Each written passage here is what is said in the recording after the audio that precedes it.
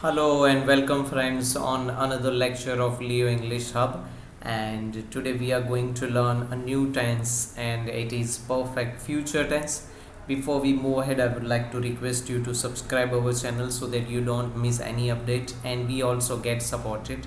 Those who are new to our channel, I would suggest them to start learning from the very first lecture in our playlist section so that they can learn effectively and step by step.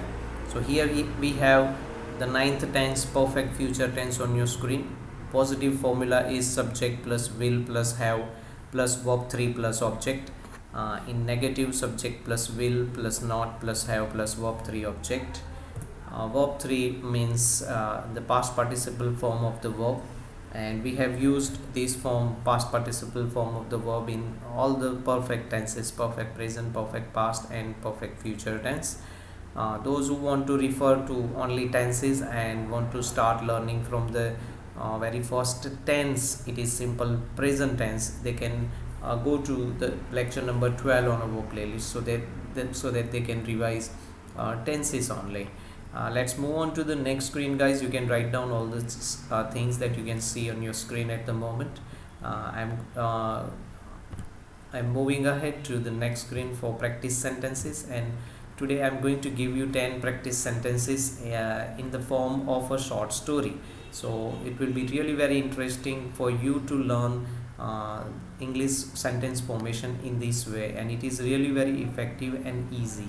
So the first sentence on your screen: I will have proposed my friend to marry me. So the topic is proposal for a marriage to a friend, whether it is a boy or a girl.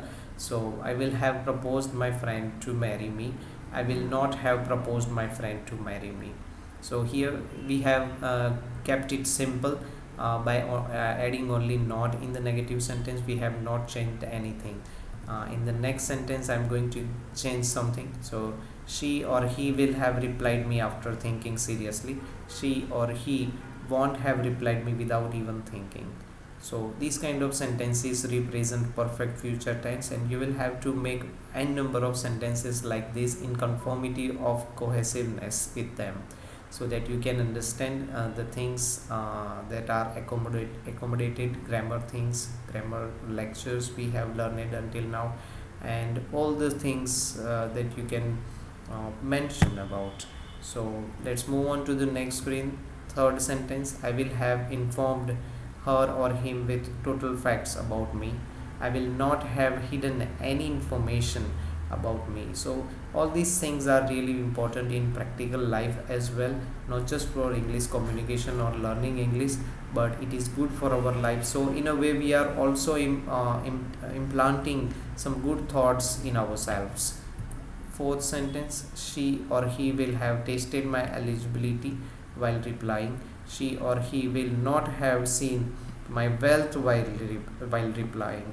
So these things are also very important, that she or he will have tasted me but not my wealth or what material things do I have. So, and these things are important for any relationships, long term relationships, right? Let's move on to the fifth sentence: I will have honored his or her possible negative answer. It is not compulsory or mandatory that the answer, the reply, would be in affirmative. It can be a negative one as well, and in that case we need to honor that decision of the other person, right? I will not have dishonored her or his negative answer. Sixth sentence: we will have discussed with parents before deciding. We won't have, it is the abbreviated form of would not. So we won't have discussed with others before deciding. So this one is very crucial, that our personal matters should not be discussed with others or in public, these kind of matters, in important matters, must be discussed with our family, with parents primarily. So these are the thoughts that I could generate, and you could generate many more as well. Let's move on to the seventh sentence: we will have given each other time to think.